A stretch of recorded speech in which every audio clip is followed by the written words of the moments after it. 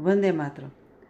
મિત્રો, હમણાં જે કેતન અગ્રવાલનો કેસ આવ્યો એ પહેલાં બ્લુ ડ્રમવાળો બહુ ચર્ચિત કેસ હતો, અને વચ્ચે હમણાં ત્વિષા શર્માવાળો કેસ આવ્યો. આ ઉપરાંત આવા અનેકો કેસ છે જે હમણાં રિસન્ટ ટાઈમમાં બહુ જ સામે આવ્યા છે. અને એ ઉપરાંત મારી પાસે જે ડિવોર્સના કેસીસ આવતા હોય એ તો અલગ જ છે. તો આમાં એક વ્યક્તિ તરીકે હું તમને પૂછવા માગું છું, આટલા બધા કેસ જ્યારે હસબન્ડ વાઈફના જોયા પછી, કે તમને એવું નથી લાગતું કે ક્યાંક આપણે આપણી મર્યાદા ભૂલી જતા હોય છીએ? કે ભલે એ એક સ્ત્રી હોય કે એક પુરુષ હોય, કે આપણે આપણી સંસ્કૃતિ ક્યાંક ને ક્યાંક ભૂલીએ છીએ. અને એવું આપણે માની લઈએ છીએ કે આ સોશિયલ મીડિયાના જમાનામાં મારે કોઈની જરૂર નથી. હવે આમાં એક એડવોકેટ તરીકે હું તમને એક સલાહ દેવા માંગીશ.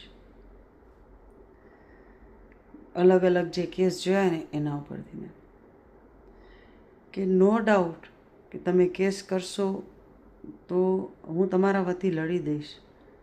પણ પ્રોબ્લેમ શું થાય છે ખબર? કે એક સમય એવો આવશે તમારી લાઈફમાં કે જ્યારે તમે એકલા થઈ જશો. હું વાત કરું છું તમારા ઘડપણની, કે અત્યારે તમારી જરૂર નથી.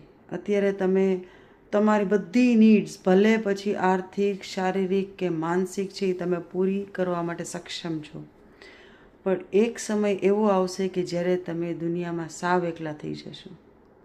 અને એટલે જ આપણા બેટર હાફને આપણે લાઈફ પાર્ટનર કહીએ છીએ, કારણ કે તમે એની સાથે ગરડા થવાના છો. કે જ્યારે તમારી આજુબાજુ કોઈ નહીં હોય, જ્યારે તમારા છોકરા મોટા થઈને ક્યાંક વયા ગયા છે, ત્યારે એકબીજાના ગોઠણે છે ને બામ લગાડવા, મલમ લગાડવા તમે જ કામ આવવાના છો. એ તમે નથી વિચારતા.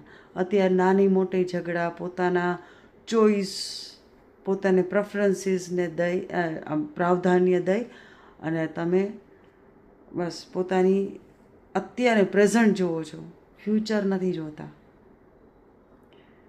પ્લીઝ ફ્યુચર જુઓ. અને આ વસ્તુ તદ્દન ખોટી છે જે અત્યારે પ્રેઝન્ટ જમાનામાં ખાલી સોશિયલ મીડિયાની હાઇલાઇટ્સ જોઈને તમે આમ લાઇક્સની પાછળ તમે વયા જાઓ છો. એ વસ્તુ ખાલી લાઇક્સ અને શેર નથી. Personal life matters. તો થોડું આના ઉપર વિચારવાની વસ્તુ છે આ.